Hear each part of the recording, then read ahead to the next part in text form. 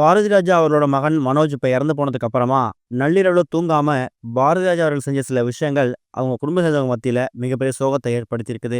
பாரதி ராஜா அவங்கள பொறுத்த வரைக்கும் என்னதான் அவர் சினிமா, இயக்கம், கலைத்துறை பிஸியா இருந்தாலும் இன்னொரு பக்கம் தான் குடும்பத்து மேல அதிக அக்கறை கொண்டவர். எந்நேரம் வந்தாலும் எங்க ஷூட்டிங் போனாலும் கரெக்டா அவர் வீட்டுக்கு வந்துருவாராம். வந்ததுக்கு அப்புறமா தன் மகன்கிட்டயும், மருமகள் கிட்டயும், பேத்திகள் கிட்டயும் டைம் ஸ்பெண்ட் பண்ண அவர் தூங்கதே கிடையாது. அதுலயும் இப்ப இறந்து போயிருக்கக்கூடிய மனோஜ் மேல ரொம்பவே பாசம் வச்சிருக்காரு. சொல்ல போனா மனோஜ் அவர்கள் பிறந்ததுக்கு அப்புறம் தான் பாரதி ராஜா அவர்களுக்கு ஒரு மிகப்பெரிய இயக்குனர் வருவதற்கான வாய்ப்பும் கிடைச்சுதான். அந்த அளவுக்கு தன் மகனுக்கு பார்த்து பார்த்து பண்ணக்கூடிய பாரதி ராஜா இன்னைக்கு தன் மகனுக்கே கொல்லி வைக்கிற அளவுக்கு போயிருக்காரு அப்படிங்கிற மாதிரியும் பல பேர் வருத்தங்களை பதிவு பண்ண ஆரம்பிச்சிருக்காங்க. இந்த மாதிரி சுச்சுவேஷன்ல இப்ப இறந்து போயிருக்கக்கூடிய தன்னோட மகன் மனோஜ் அவர்கள் நினைச்சு பாரதி ராஜா அவர்கள் ரொம்பவே உருகி போயிட்டாராம். அவர் இறந்த போனது இப்போ வரைக்கும் ஒரு சொட்டு தண்ணி கூட குடிக்காம சாப்பிடாம என்ன நடக்குதுன்னே தெரியாம ரொம்ப வருத்தமாவும் சோகமாவும் சுத்திக்கிட்டு இருக்காராம். குறிப்பா நள்ளிரவுல தூங்காம மனோஜ் அவர்கள் அறைக்கு போய் பார்த்துட்டு மனோஜுங்கிற மாதிரி பயங்கரமா கத்துறாராம். இன்னொரு பக்கம் என் பையனை நான் பார்க்க போறேன், என்னை விடுங்கடா, நான் வெளில போகணுங்கிற மாதிரி வீட்டோட மெயின் டோரை திறந்துட்டு வெளில வரத்துக்கு முயற்சி செஞ்சிருக்காரு.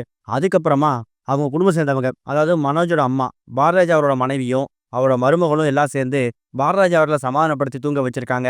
அந்த அளவுக்கு தான் மகன் இழந்துட்டாரு அப்படிங்கிற விஷயத்த அவரால் ஏத்துக்கவே முடியலையா. இரவு முழுக்க தூங்காம மனோஜ் அவர்கள் ரூம்லயே உட்காந்து பயங்கரமா தேம்பி தேம்பி அழுதுருக்காரு. இவ்வளவு ஏன், நேற்று பெசன் நகர்ல இருக்கக்கூடிய மின் மயானத்துல மனோஜ் உடல் தகனம் செய்யப்பட்டதுக்கு அப்புறமா நடக்க முடியாம நடந்து வந்திருக்காரு. அதுக்கப்புறம் கவிஞர் ஸ்நேகன்னு சொல்லிங்கன்னா நிறைய பேர் அவரை சேர்ல உட்கார வச்சு அதுக்கப்புறம் தான் கார்ல ஏத்தி விட்டுருக்காங்க. அந்த அளவுக்கு நடக்க முடியாம நிதானம் இல்லாம நிலைகுலைஞ்சு போயிட்டாரு. இப்படிப்பட்ட பாரதிராஜா அவர்கள் இப்ப இரவு நேரங்கள்ல தான் பையன் இது வரைக்கும் தங்கியிருந்த அந்த அறைய பார்த்து பார்த்து அழுதுகிட்டே இருக்காரு அப்படிங்கிறது தான் இதுல சோகமான விஷயமா பார்க்கப்பட்டு வந்துட்டு இருக்கு.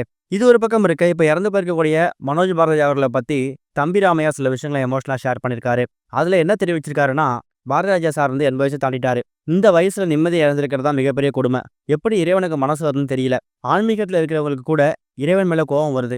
மாபெரும் மனிதருக்கு பிள்ளையா பிறந்ததுதான் மனோஜோட மன அழுத்தத்துக்கு காரணம் நான் நினைக்கிறேன். 48 வயசுல எவ்வளவு கனவுகள் இருந்திருக்கும். 2 பெண் பிள்ளைகளும் தான் தந்தையை எப்படி பார்க்கணும்னு நினைச்சிருப்பாங்க. ஒரு பெரிய மனுஷனுக்கு பிள்ளையா இருக்கிறது ரொம்ப கடினமான ஒண்ணு. அப்பா பேரை காப்பாத்தலையா, அடுத்து என்ன பண்ண போறீங்கிற கேள்விதான் மனோஜோட மன அழுத்தத்துக்கு முக்கியமான காரணம். சராசரியா யாருக்கிட்டையும் அவனால பேசவே முடியாது. ரூம்குள்ளேயே இருப்பாங்க.